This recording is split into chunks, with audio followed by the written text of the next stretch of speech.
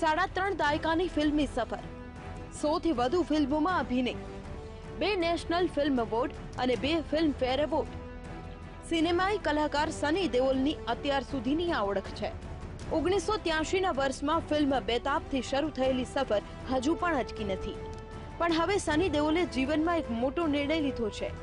પિતા ધર્મેન્દ્ર અને સાવકી માતા હેમા માલિનીના પગલા પર ચાલીને સની દેઓલે રાજકારણમાં પગલું મૂક્યું અને ભાજપનો કેસરિયો ધારણ કરી લીધો.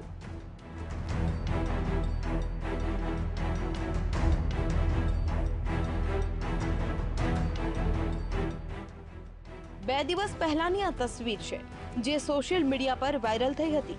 સમાચારો હતા કે સની દેઓલ અને અમિત શાહ વચ્ચે મહારાષ્ટ્રના પુણે એરપોર્ટ પર મુલાકાત થઈ હતી. મુલાકાત તો માત્ર 5 જ મિનિટની હતી, પણ આટલો ઓછો સમય કદાચ સની દેઓલ માટે પૂરતો હશે. એટલે જ તો અમિત શાહ સાથેની મુલાકાતના 48 કલાકમાં જ એક નવા પડાવની શરૂઆતનો સનીએ નિર્ણય લઈ લીધો. મીડિયા સમક્ષ આવેલા સની દેઓલને પત્રકારોએ સવાલ કર્યો કે ભાજપમાં જોડાવાનું કારણ શું? તો સનીએ પણ એક પળનો વિચાર કર્યા વગર ભાજપ સાથે જૂનો નાતો હોવાનો જવાબ આપી દીધો.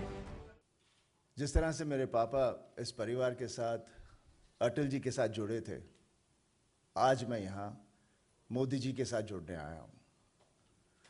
उन्होंने देश के लिए बहुत कुछ किया है और मैं चाहता हूँ कि अगले 5 साल भी वही रहें, क्योंकि हम आगे बढ़ना चाहते हैं.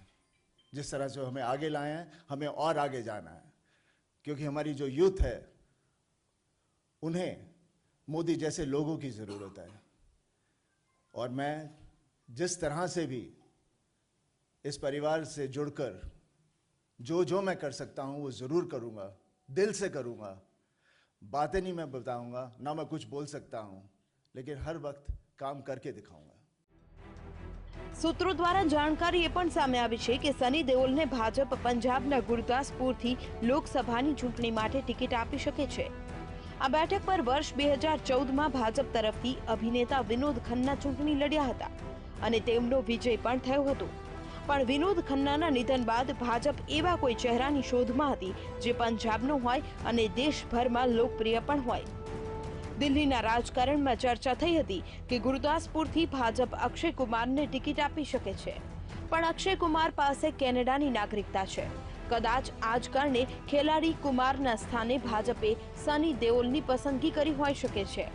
પણ ફિલ્મી પડદા પર શૌર્ય બતાવનાર સની રાજકારણના રનમાં કેટલા પાવરધા સાબિત થાય છે તે તો જોવું રહ્યું.